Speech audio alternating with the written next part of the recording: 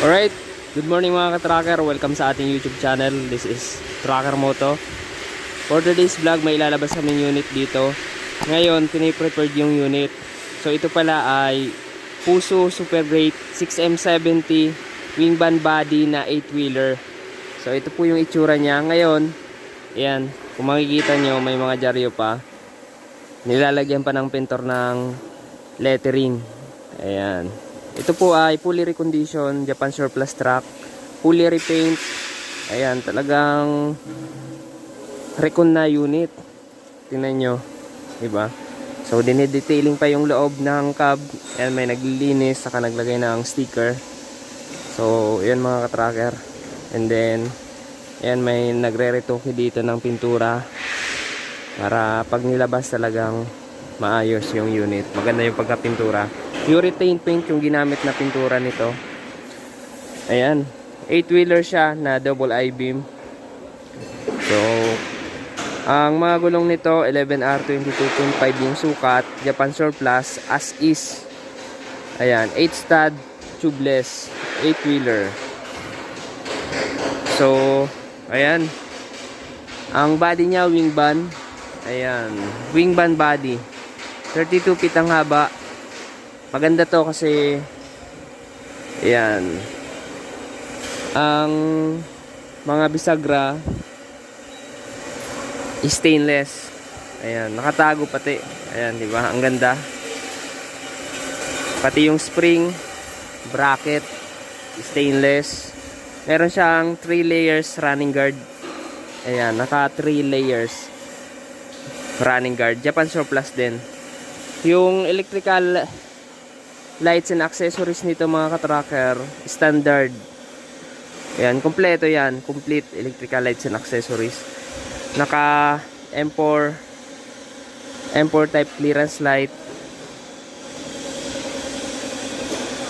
Tapos ayan, toolbox natin stainless. Naka stainless toolbox. Yung mga suspension nito, lahat to naka leaf spring suspension. Ito yung gulong sa likod. Ayan, naka tire block pa yan. Yung ating mga gulong para presentable. Ayan yung chassis. So ito, hindi to orig mounted yung body niya. Bale, pinatong lang namin. Kaya bago yung mga U-bolt ng body. Ayan, yung pagkakapik sa chassis. Saka may mga suporta to yan. Nakasuporta yan. So sa drop side natin, ayan, hati sa likod, merong center post. So maganda yan mga ka-tracker. So ito yung likod, nandito nakalagay yung spare tire carrier, yung gulong na reserva. Ito naka aluminum step board, naka may mga rubber bumper. Ayan, may susi pa tong ano na to, ba na to, pinagawa namin. Tapos yung mga tail light, naka grill yan. Ayan, para may guard. So ito yung loob ng wing band, naka kahoy flooring. Tapos ayan, naka fiber yung panel dito sa wing, sa loob. Tapos diretso bubong. Ayan, may 4 na wing band light. Ayan, di ba? Yung kulay pala ng body, ayan, blue saka puti kombinasyon. May plaka na rin, nakarehistro. Ayan, di ba? Pogi. Dalawa yung toolbox nito. Ito, fiber na toolbox na maliit. Ayan. And then dalawa rin yung fuel tank na malalaki. 'Di ba?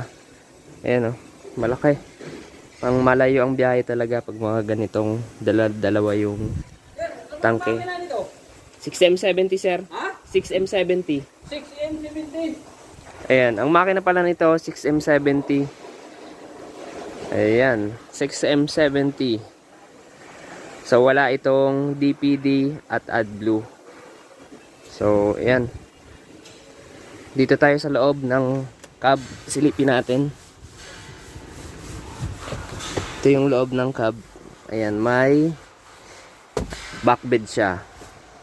7-speed manual transmission. So, papalagyan pa namin to ng boot. Wala pa siyang boot. Brand new radio. May aircon. Air condition yung loob ng cab. Ayan. Diba, pogi? Naka-detailed yan. May naglilinis. Shoutout sa ating washing department kay Sir Nick. Ayan, nagdi-detailing. Shoutout kay boss, piraman mo na yung ano po. Tapos, yung mga wiper blades niyan, ayan, napalitan ng bago. Diba, pogi? Ayan, diba?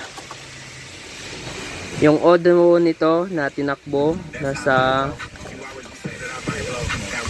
823,900 yung odometer niya. Ayan, di ba? Poging-pogi.